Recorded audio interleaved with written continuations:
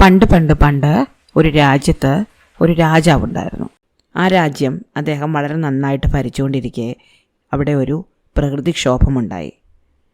വലിയ മഴ പെയ്യുകയും പ്രളയമുണ്ടാകുകയും ചെയ്തു. കുറേ ജനങ്ങളൊക്കെ മരിച്ചുപോയി. മാത്രമല്ല, മലയിടിഞ്ഞു വീണ് കൃഷിസ്ഥലങ്ങളൊക്കെ നശിച്ചു. അതോടെ ആ രാജ്യം വിട്ട് മറ്റൊരു സ്ഥലത്തേക്ക് പോകാൻ രാജാവ് തീരുമാനിച്ചു. തൻ്റെ പ്രജകളെ മുഴുവൻ കൂട്ടി അദ്ദേഹം കൂടുതൽ മെച്ചപ്പെട്ട സൗകര്യങ്ങളും കൂടുതൽ പുഷ്ടിയുള്ള മേച്ചിൽ സ്ഥലങ്ങളും കൃഷിസ്ഥലങ്ങളും ഒക്കെയുള്ള ഒരു ദേശത്തേക്ക് യാത്രയായി. പക്ഷേ ഈ രാജ്യത്ത് നിന്ന് ഈ പുതിയ സ്ഥലത്തേക്കുള്ള വഴി വളരെ ദീർഘവും ദുർഘടം പിടിച്ചതുമായിരുന്നു. ഒരുപാട് കാലം യാത്ര ചെയ്താലേ അവിടം വരെ എത്താൻ പറ്റുള്ളൂ. പക്ഷെ എന്നാലും ഈ രാജാവ് തൻ്റെ പ്രജകളോടൊപ്പം അങ്ങോട്ട് യാത്ര തുടങ്ങി. പുറപ്പെടുന്നതിന് മുമ്പ് അദ്ദേഹം ഒരു തീരുമാനമെടുത്തു. വളരെ കഠിനമായ യാത്രയിൽ പ്രായമായവരെ കൊണ്ടുപോവുകയാണെങ്കിൽ യാത്ര കൂടുതൽ കഠിനമാകും. ഈ പ്രായമായവർക്ക് അസുഖം വരികയാണെങ്കിലോ ഇവർ മരിച്ചു പോവുകയാണെങ്കിലോ ഒക്കെ യാത്രയ്ക്ക് വിഘ്നം വരികയോ താമസിക്കുകയോ ഒക്കെ ചെയ്യും. അതുമാത്രമല്ല, ഈ പ്രായമുള്ളവരെ കൊണ്ട് യാത്ര ചെയ്യാൻ വലിയ ബുദ്ധിമുട്ടുമാണ്. അതുകൊണ്ട് പ്രായമുള്ളവരെ മുഴുവൻ പഴയ രാജ്യത്ത് ഉപേക്ഷിച്ചിട്ട് പോകാൻ അദ്ദേഹം തീരുമാനിച്ചു. തീരെ രോഗികളായി ആരെങ്കിലും നോക്കണം എന്നുള്ളവരെ കൊന്നുകളയാനും ബാക്കിയുള്ളവരെ പഴയ സ്ഥലത്ത് തന്നെ ഉപേക്ഷിച്ചിട്ട് യാത്ര തുടങ്ങാനും രാജാവ് ഒരു ഉത്തരവിറക്കി. അങ്ങനെ വളരെ പ്രായമായ രോഗികളായ വൃദ്ധന്മാരെ എല്ലാം കൊന്നുകളയുകയും ബാക്കിയുള്ളവരെ ഉപേക്ഷിക്കുകയും ചെയ്തിട്ട് രാജാവും പ്രജകളും യാത്ര തുടങ്ങി. ഇദ്ദേഹത്തിൻ്റെ രാജ്യത്ത് തിസ്രേൻ എന്നു പേരുള്ള ഒരു യുവാവുണ്ടായിരുന്നു. അവന് തൻ്റെ പിതാവല്ലാതെ മറ്റാരും ഉണ്ടായിരുന്നില്ല. പിതാവിനോട് അവന് വലിയ സ്നേഹവുമായിരുന്നു. അതുകൊണ്ട് പിതാവിനെ ഉപേക്ഷിക്കുന്നില്ല എന്നും കൊല്ലുന്നില്ല എന്നും അവൻ തീർച്ചപ്പെടുത്തി. തൻ്റെ ഒപ്പം തൻ്റെ പിതാവിനെയും കൊണ്ടുപോകണം. പക്ഷെ എങ്ങനെ കൊണ്ടുപോകും? അവൻ പിതാവിനോട് പറഞ്ഞു, ഞാൻ എന്ത് വന്നാലും അങ്ങയെ ഈ നാട്ടിൽ വിട്ടിട്ട് പോവുകയില്ല. അതുകൊണ്ട് ഞാനൊരു വലിയ തോൽ ചാക്കിലാക്കി ഒരു വണ്ടിയിൽ കയറ്റി അങ്ങയെ കൊണ്ടുപോകാൻ പോവുകയാണ്. പിതാവ് സമ്മതിച്ചു. അങ്ങനെ തൻ്റെ പിതാവിനെ ഒരു ചാക്കിനകത്താക്കി ഈ തിസ്രേൻ ഒളിപ്പിച്ചു വെച്ചു. ആരെങ്കിലും കണ്ടുപിടിച്ച് രാജാവ് അറിഞ്ഞാൽ കുഴപ്പമാകും എന്ന് ഇവർക്ക് രണ്ടുപേർക്കും അറിയാമായിരുന്നു. പക്ഷെ അവർക്ക് പരസ്പരം പിരിയാൻ വയ്യായിരുന്നു. മാത്രമല്ല, ഈ രാജ്യത്ത് തങ്ങാൻ യാതൊരു സാഹചര്യങ്ങളും ഇല്ല. പട്ടിണി കൊണ്ടും പ്രകൃതിക്ഷോഭം കൊണ്ടും മരിച്ചു പോവുകയുള്ളൂ. എന്തായാലും യാത്ര തുടങ്ങാൻ, മരുന്നെടുത്ത് വെച്ച് കാണാം എന്ന ചിന്തയിൽ ഈ പിതാവും മകനും യാത്ര തുടങ്ങി. മകൻ വലിയൊരു തോൽ ചാക്കുണ്ടാക്കി അച്ഛനെ അതിനകത്ത് കയറ്റി. എന്നിട്ട് തൻ്റെ കുതിരവണ്ടിയിൽ കയറ്റി. ബാക്കിയുള്ള സാധനങ്ങളും കുതിരവണ്ടിയിൽ വെച്ചിട്ട് ഇവർ യാത്ര തുടങ്ങി. യാത്ര വിചാരിച്ചതിലും കഠിനമായിരുന്നു. വളരെ ദുർഘടം പിടിച്ച വഴിയായിരുന്നു. കാലാവസ്ഥയും അത്ര നല്ലതായിരുന്നില്ല. അവർ വിചാരിച്ചാലും വളരെ പതുക്കെയാണ് യാത്ര മുന്നോട്ട് പോയിക്കൊണ്ടിരുന്നത്. നേരെ ഇരുട്ടുന്നത് വരെ വല്ല വിധേനയും യാത്ര ചെയ്യും. എന്നിട്ട് എവിടെയാണോ എത്തുന്നത് അവിടെ താവളം അടിച്ച് അവിടെ വെച്ച് ഭക്ഷണം ഉണ്ടാക്കി കഴിച്ച് വിശ്രമിച്ചിട്ട് പിറ്റേന്ന് രാവിലെ യാത്ര തുടരും. തിസ്രേനാണെങ്കിൽ എല്ലാവരും ഉറങ്ങുന്നത് വരെ കാത്തിരുന്നിട്ട് തൻ്റെ പിതാവിനുള്ള ഭക്ഷണവുമായിട്ട് കുതിരവണ്ടിക്കടുത്ത് ചെല്ലും. ചാക്കിൻ്റെ കെട്ടഴിച്ച് പിതാവിനെ പുറത്തിറക്കി ഭക്ഷണം കൊടുക്കും. ചാക്കിനകത്ത് കാലും കയ്യുമൊക്കെ മടക്കിയിരിക്കുകയായിരുന്ന പിതാവ് എല്ലാവരും ഉറങ്ങിക്കഴിഞ്ഞാണ് തൻ്റെ കാലൊന്നും നൂർത്തൊക്കെ വെക്കുന്നത്. തിസ്രേൻ കുറച്ച് കുഴമ്പൊക്കെ എടുത്ത് ആ സമയത്ത് പിതാവിൻ്റെ കൈയും കാലുമൊക്കെ ഒന്ന് തിരുമ്മി കൊടുക്കും, ഒന്ന് ഉഴിഞ്ഞു കൊടുക്കും. എന്നിട്ട് നേരം വെളുത്ത് മറ്റുള്ളവർ കാണുന്നതിന് മുമ്പേ വീണ്ടും പിതാവിനെ ചാക്കിനകത്താക്കി ഈ വണ്ടിക്കുള്ളിൽ വെക്കും. അങ്ങനെ യാത്ര കുറേ ദിവസം മുന്നോട്ട് പോയി. അപ്പോൾ ഒരു കടലിനടുത്തെത്തി അവർ. കടൽക്കരയിലൂടെയായി യാത്ര. അപ്പോൾ കടലിലെ വെള്ളത്തിനടിയിൽ എന്തോ ഒന്ന് തിളങ്ങുന്നത് എല്ലാവരും കണ്ടു. രാജാവ് ഉടൻ തന്നെ കടലിനടുത്തെത്തി അതിനുള്ളിലേക്ക് നോക്കിയപ്പോൾ വളരെ വലിയൊരു സ്വർണ്ണ കപ്പാണ് വെള്ളത്തിനുള്ളിൽ കിടക്കുന്നത് എന്ന് മനസ്സിലായി. ചെങ്കുത്തായ പാറയുടെ അടുത്തുള്ളൊരു സമുദ്രമായിരുന്നു അത്. രാജാവ് ഉടൻ തന്നെ ആരെങ്കിലും ഒരാൾ കടലിൽ ചാടി ആ സ്വർണ്ണക്കപ്പ് എടുത്തുകൊണ്ട് വരാൻ ആജ്ഞാപിച്ചു. ആ സ്വർണ്ണക്കപ്പ് കയ്യിൽ കിട്ടുകയാണെങ്കിൽ തങ്ങൾ ചെന്ന് ചേരുന്ന സ്ഥലത്ത് തങ്ങൾക്ക് വളരെ സമൃദ്ധമായ ഒരു സാമ്രാജ്യം കെട്ടിപ്പടുക്കാൻ പറ്റും എന്ന് രാജാവ് വിശ്വസിച്ചു. അങ്ങനെ ആ സംഘം അവിടെ തമ്പടിക്കുകയും കൂട്ടത്തിൽ ആരോഗ്യമുള്ള ഒരാൾ കടലിലേക്ക് ചാടി ഈ കപ്പെടുത്തുകൊണ്ട് വരാൻ പോവുകയും ചെയ്തു. അയാൾ കടലിലേക്ക് ചാടിയിട്ട് കുറേ നേരമായിട്ടും തിരിച്ചു വന്നില്ല. മറ്റുള്ള ആൾക്കാർ കടൽക്കരയിൽ കാത്തിരിക്കുകയായിരുന്നു അയാൾ വരുമെന്ന് വിചാരിച്ചിട്ട്. പക്ഷേ എത്ര കാത്തിരുന്നിട്ടും അയാളെ കണ്ടില്ല. അതോടെ മറ്റൊരാൾ കടലിലേക്ക് ചാടാൻ രാജാവ് ആജ്ഞാപിച്ചു.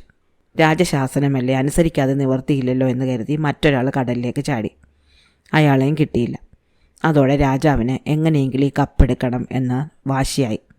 ഓരോ ദിവസവും ഓരോരുത്തരെ കടലിലേക്ക് ചാടി വെള്ളത്തിൽ മുങ്ങി ഈ കപ്പെടുക്കാൻ ശ്രമിക്കുകയും പരാജയപ്പെട്ട് മുങ്ങി മരിക്കുകയും ചെയ്തു.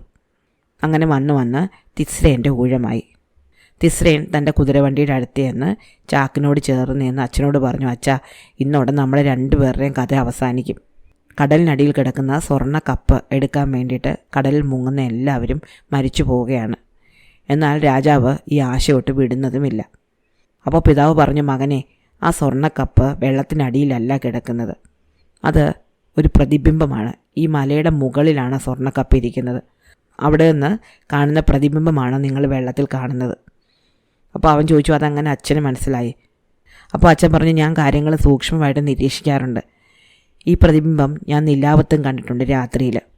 എനിക്ക് ഉറപ്പാണ് അത് മലയുടെ മുകളിലുണ്ടെന്ന്. അതുകൊണ്ട് നീ വെള്ളത്തിലേക്ക് ചാരണ്ട, നീ മലമുകളിലേക്ക് പോയാൽ മതി. പക്ഷേ ആ പാത വളരെ കഠിനമായിരിക്കും. മാത്രമല്ല, ചിലപ്പോൾ മലമുകളിലേക്ക് നിനക്ക് കയറാൻ പറ്റിയെന്നും വരികയില്ല. കുറച്ച് ദൂരം എത്തുമ്പോഴേക്കും ചെങ്കുത്തായ കയറ്റമായിരിക്കും. അപ്പോൾ നീ ഒരു കാര്യം ചെയ്യണം, അവിടെ കോലാടുകളുണ്ടോ എന്ന് നോക്കണം. കോലാടുകൾക്ക് വളരെ എളുപ്പം മലമുകളിൽ കയറാൻ പറ്റും. അങ്ങനെ കോലാടുകളുണ്ടെങ്കിൽ നീ അവയെ പേടിപ്പിച്ച് മുകളിലേക്ക് ഓടിക്കണം. അപ്പോൾ ഈ സ്വർണ്ണക്കപ്പ് അവയുടെ കാല് തട്ടി താഴേക്ക് വീഴുകയും നിനക്ക് അത് പെട്ടെന്ന് എടുക്കാൻ പറ്റുകയും ചെയ്യും. അങ്ങനെ തന്നെ എന്ന് പറഞ്ഞുകൊണ്ട് തിസ്രേൻ മല കയറാൻ ആരംഭിച്ചു. അവൻ കുറേ ദൂരം കയറി കഴിഞ്ഞപ്പോൾ മനസ്സിലായി, പിതാവ് പറഞ്ഞത് ശരിയാണ്, ഇത് ഒരു ചെങ്കുത്തായ മലയാണ്, മുകളിലേക്ക് കയറ്റം എളുപ്പമല്ല. അവൻ ചുറ്റുപാടും നോക്കിയപ്പോൾ കുറേ കോലാടുകളെ കണ്ടു. അവനൊരു കല്ലെടുത്ത് എറിഞ്ഞ് കോലാടുകളെ പേടിപ്പിച്ചോടിച്ചു. അപ്പോൾ കോലാടുകൾ വളരെ ഉയരത്തിലേക്ക് കയറിപ്പോവുകയും അവയുടെ കാല് തട്ടി സ്വർണ്ണക്കപ്പ് താഴേക്ക് വീഴുകയും ചെയ്തു. വളരെ വൈദഗ്ധ്യത്തോടെ തിസ്രേൻ ആ കപ്പ് ചാടിപ്പിടിച്ചു. അതുമായിട്ട് അവൻ രാജാവിൻ്റെ അടുത്തേക്ക് വന്ന് കപ്പ് അദ്ദേഹത്തിനെ ഏൽപ്പിച്ചു. രാജാവിന് വലിയ സന്തോഷമായി. രാജാവ് ചോദിച്ചു, നീ കടലിലേക്ക് ചാടുന്നത് ഞാൻ കണ്ടില്ലല്ലോ, പിന്നെ നിനക്ക് എവിടുന്ന് കിട്ടി ഈ കപ്പ്? തിസ്രൻ പറഞ്ഞു, മഹാരാജാവേ, ആ കപ്പ് വെള്ളത്തിലടിയിലായിരുന്നില്ല കിടന്നിരുന്നത്. നമ്മൾ കണ്ടിരുന്നത് കപ്പിൻ്റെ പ്രതിബിംബമായിരുന്നു. യഥാർത്ഥത്തിൽ കപ്പ് മലമുകളിലായിരുന്നു. രാജാവ് ചോദിച്ചു, നിനക്കതെങ്ങനെ മനസ്സിലായി? തിസ്രൻ പറഞ്ഞു, ഞാൻ അതിനെപ്പറ്റി ചിന്തിച്ചു, അപ്പോൾ എനിക്ക് മനസ്സിലായി. എന്തായാലും രാജാവിന് വളരെ തൃപ്തിയായി. അവർ വീണ്ടും യാത്ര തുടർന്നു. യാത്ര ചെയ്ത് കുറേ ദൂരം മുന്നോട്ട് പോയി. അപ്പോൾ അവരൊരു മരുഭൂമിയുടെ അടുത്തെത്തി. കഠിനമായ യാത്ര കാരണം എല്ലാവരും ക്ഷീണിച്ചിരുന്നു. മരുഭൂമിയുടെ അടുത്തുള്ള ഒരു പ്രദേശത്ത് ഇവർ തമ്പടിച്ചു. ഭക്ഷണം പാകം ചെയ്യാൻ നോക്കി. പക്ഷെ ഒരു തുള്ളി വെള്ളം പോലുമില്ല. അവർ കയ്യിൽ കരുതിയിരുന്ന വെള്ളമെല്ലാം തീർന്നു. മുന്നോട്ടിനി യാത്ര ചെയ്യണമെങ്കിൽ വെള്ളവും ഭക്ഷണവും ഇല്ലാതെ പറ്റില്ല. ഉടൻ തന്നെ രാജാവ് തൻ്റെ പ്രജകളിലെ ആരോഗ്യമുള്ളവരെ എല്ലാവരെയും വിളിച്ചുകൂട്ടി. എന്നിട്ട് ഓരോരുത്തരായിട്ട് പോയിട്ട് വെള്ളം കൊണ്ടുവരാൻ പറഞ്ഞു. വെള്ളം അന്വേഷിച്ച് 4 ദിക്കിലേക്കും കുതിരപ്പുറത്ത് പുറപ്പെട്ടവരെല്ലാവരും നിരാശരായിട്ട് തിരിച്ചു വന്നു. കാരണം എങ്ങും ഒരു തുള്ളി വെള്ളം പോലും ഉണ്ടായിരുന്നില്ല. വെയിലേറ്റ ഭൂമി മുഴുവൻ വരണ്ടിരുന്നു. പുല്ലെല്ലാം കരിഞ്ഞു പോയിരുന്നു. ഒരൊറ്റ മരം പോലും എവിടെയും ഉണ്ടായിരുന്നില്ല. രാജാവിന് വളരെ ദേഷ്യം വന്നു. ഇങ്ങനെ പോയാൽ യാത്ര ഇവിടം കൊണ്ട് അവസാനിക്കും. എങ്ങനെ മുന്നോട്ട് പോകും? എല്ലാവരും തളർന്ന് അവിടെ ഇരിപ്പായി. ഈ സമയത്ത് തിസ്രേൻ ആരും അറിയാതെ തൻ്റെ കുതിരവണ്ടിയുടെ അടുത്തേക്ക് എത്തി. ചാക്കിനടുത്ത് നിന്ന് അച്ഛനോട് പറഞ്ഞു, അച്ഛാ, എങ്ങും വെള്ളമില്ല, യാത്ര മുടങ്ങുമെന്നാണ് തോന്നുന്നത്. ഇവിടെ കിടന്ന് ദാഹിച്ച് വലഞ്ഞ് എല്ലാവരും ചത്തുപോവുകയുള്ളൂ. അപ്പോൾ പിതാവ് പറഞ്ഞു, നീ ഒരു പശുക്കുട്ടിയെ അഴിച്ചുവിട്, എന്നിട്ട് അതെന്ത് ചെയ്യുന്നു എന്ന് നോക്കണം. അതെവിടെയെങ്കിലും നിന്ന് നിലത്ത് മണം പിടിക്കുകയാണെങ്കിൽ അവിടെ കുഴിക്കണം. തിസ്രേൻ ഓടിച്ചെന്ന് 3 വയസ്സുള്ള ഒരു പശുവിനെ അഴിച്ചുവിട്ടു. പശു തല താഴ്ത്തിയിട്ടുകൊണ്ട് അങ്ങോട്ടും ഇങ്ങോട്ടൊക്കെ ഓടി നടന്നു. അവസാനം ഒരിടത്ത് നിന്ന് ചൂടുള്ള മണ്ണിൽ മണം പിടിക്കാനും ശ്വാസം വലിക്കാനും തുടങ്ങി. തിസ്രേൻ ഉടൻ തന്നെ ആൾക്കാരോട് അവിടെ കുഴിക്കാൻ പറഞ്ഞു. ആൾക്കാർ ഉടൻ തന്നെ അവിടെ കുഴിക്കാനും തുടങ്ങി. താമസിക്കാതെ ഭൂമിക്കടിയിലുള്ള വലിയൊരു നീരുറവ അവർ കണ്ടുപിടിച്ചു. തണുത്ത ശുദ്ധജലം മുകളിലേക്ക് കുതിച്ചു പൊങ്ങി തറയിലൂടെ ഒഴുകാൻ തുടങ്ങി. എല്ലാവരും വയറ് നിറയെ വെള്ളം കുടിച്ചു. ആവശ്യത്തിനുള്ള വെള്ളം സംഭരിക്കുകയും ചെയ്തു. ആരാണ് വെള്ളം കണ്ടെത്തിയത് എന്ന് രാജാവ് ചോദിച്ചു. തിസ്രേനാണ് എന്ന് എല്ലാവരും പറഞ്ഞു. രാജാവ് അവനെ വിളിച്ച് ചോദിച്ചു, ഈ വരണ്ട സ്ഥലത്ത് എങ്ങനെ നീ നീരുറവ കണ്ടുപിടിച്ചു? തിസ്രേൻ പറഞ്ഞു, വെള്ളമുണ്ടെന്ന് കാണിക്കുന്ന ചില ലക്ഷണങ്ങൾ എനിക്കറിയാമായിരുന്നു. അപ്പോൾ രാജാവ് പറഞ്ഞു, കൊള്ളാം, നല്ല കാര്യം. എന്തായാലും യാത്ര വീണ്ടും തുടങ്ങി. വളരെ ദിവസത്തെ സഞ്ചാരത്തിന് ശേഷം അവരുടെ സ്ഥലത്തെത്തി. അങ്ങനെ അന്ന് രാത്രി തമ്പടിക്കുന്ന സമയത്ത് ഒരു മഴ പെയ്യാൻ തുടങ്ങി. വളരെ ശക്തമായ മഴ. ആ മഴ ആരും പ്രതീക്ഷിച്ചിരുന്നില്ല. അതുകൊണ്ട് തന്നെ താവളത്തിൽ തീ കൂട്ടിയത് മുഴുവൻ കെട്ടുപോയി. ആർക്കും അടുപ്പ് കത്തിക്കാൻ പറ്റിയില്ല. അതുകൊണ്ട് തന്നെ ഭക്ഷണം പാകം ചെയ്യാനും പറ്റിയില്ല. വെളിച്ചമില്ല. പല രീതികളിൽ അവർ തീ ഉണ്ടാക്കാൻ ശ്രമിച്ചെങ്കിലും തീ കത്തിക്കാൻ പറ്റിയില്ല. ആകെ പ്രശ്നമായി. ആൾക്കാർ സർവ്വത്ര നനഞ്ഞു. തണുപ്പുകൊണ്ട് എല്ലാവരും വിറയ്ക്കാൻ തുടങ്ങി. അപ്പോൾ ദൂരെ ഒരു മലയുടെ മുകളിലൊരു വെളിച്ചം കണ്ടു. ആരെങ്കിലും പോയി ആ മലയുടെ മുകളിൽ നിന്ന് വെളിച്ചം കൊണ്ടുവരാൻ രാജാവ് ഉടൻ തന്നെ കൽപ്പിച്ചു. കൽപ്പന കേട്ടതും ആവേശഭരിതരായ പലരും തീ കൊണ്ടുവരാൻ ഓടി. പലരും മലയുടെ മുകളിലേക്ക് പൊത്തിപ്പിടിച്ച് കയറുകയും ചെയ്തു. മല കയറി ചെന്നപ്പോൾ ഒരു മരച്ചുവട്ടിൽ ഒരു വേടൻ തീ കൂട്ടിയിട്ട് അവിടെ നിന്ന് തീ കായുകയാണ് എന്ന് മനസ്സിലായി. അവിടെ നിന്ന് ഓരോ തീക്കൊള്ളിയും കടം മേടിച്ചുകൊണ്ട് അവർ താഴേക്ക് വന്നെങ്കിലും കഠിനമായ മഴയത്ത് ആ തീക്കൊള്ളികളെല്ലാം കെട്ടുപോയി. ആർക്കും മലമുകളിൽ നിന്ന് താഴെ വരെ തീക്കൊള്ളികൾ കൊണ്ടുവരാൻ പറ്റിയില്ല. എല്ലാവർക്കും ആകെ വിഷമമായി. രാജാവിനാണെങ്കിൽ ആകെ ദേഷ്യം വന്നു. തിസ്രേനാണെങ്കിൽ തൻ്റെ കുതിരവണ്ടിയുടെ അടുത്ത് വന്ന് അച്ഛനോട് ചോദിച്ചു, അച്ഛാ, എന്താ ചെയ്യേണ്ടത്? തീ മലമുകളിൽ നിന്ന് എങ്ങനെയാണ് താവളം വരെ കൊണ്ടുവരേണ്ടത്? അപ്പോൾ വൃദ്ധൻ പറഞ്ഞു, കത്തിക്കൊണ്ടിരിക്കുന്ന തീക്കൊള്ളി താഴേക്ക് എടുത്തുകൊണ്ട് വരികയാണെങ്കിൽ മഴ നനഞ്ഞത് കെട്ടുപോവുകയുള്ളൂ. പിന്നെ അത് കത്തിക്കാനും പറ്റില്ല. അതുകൊണ്ട് നീ വലിയൊരു കുടം കൊണ്ടുപോകണം, എന്നിട്ട് തീക്കനൽ കൊണ്ടുവരണം. കുടമായതുകൊണ്ട് നിനക്കതിൻ്റെ വായടച്ച് മഴ നനയാതെ താഴെ കൊണ്ടുവരാൻ പറ്റും. അഥവാ 1-2 തുള്ളി വെള്ളം അകത്ത് വീണാലും കനലിൻ്റെ ചൂട് പോവുകയൊന്നുമില്ല. അത് പൂർണ്ണമായിട്ട് കെട്ടുപോകുകയില്ല. അങ്ങനെ തിസ്രേൻ അച്ഛൻ പറഞ്ഞതുപോലെ ഒരു കുടവും എടുത്തുകൊണ്ട് മലമുകളിലേക്ക് പോയി. വേടൻ്റെ കയ്യിൽ നിന്നും കുറച്ച് തീക്കനൽ വാങ്ങി കുടത്തിനുള്ളിലിട്ട് കൈകൊണ്ട് കുടമടച്ചുകൊണ്ട് അവൻ താഴേക്ക് വന്നു. ആ തീക്കനലുകൾ ഉപയോഗിച്ച് താവളത്തിലുണ്ടായിരുന്ന എല്ലാവരും കൂടാരത്തിനുള്ളിൽ തീ കത്തിക്കുകയും ഭക്ഷണം പാകം ചെയ്യുകയും കഴിക്കുകയും പിന്നീട് തീ കാഞ്ഞിരിക്കുകയൊക്കെ ചെയ്തു. അവർക്ക് വലിയ സന്തോഷമായി. ജീവൻ നിലനിർത്താൻ പറ്റും എന്ന് എല്ലാവർക്കും ഉറപ്പായി. രാജാവാണെങ്കിൽ ഉടൻ തന്നെ തിസ്രേനെ അടുത്ത് വിളിച്ചു. എന്നിട്ട് ചോദിച്ചു, ഇത്തവണയും നിനക്ക് എങ്ങനെയാണ് മനസ്സിലായത് ഇങ്ങനെ കനൽ കൊണ്ടുവരണമെന്ന്? നിനക്ക് ഇത് നേരത്തെ അറിയാമായിരുന്നു എന്ന് നീ എന്നോട് കള്ളം പറയരുത്. കാരണം ഞാൻ തീ കൊണ്ടുവരാൻ പറഞ്ഞപ്പോൾ ആദ്യം ഓടിയവരുടെ കൂട്ടത്തിൽ നീ ഉണ്ടായിരുന്നില്ല. ആദ്യം ഓടിപ്പോയവരൊക്കെ പരാജയപ്പെട്ടു പോവുകയും ചെയ്തു. എന്നിട്ടാണ് നീ പോയത്. എങ്ങനെയാണ് നിനക്ക് മനസ്സിലായത് കൂട്ടത്തിൽ തീ കൊണ്ടുവരാൻ പറ്റുമെന്ന്?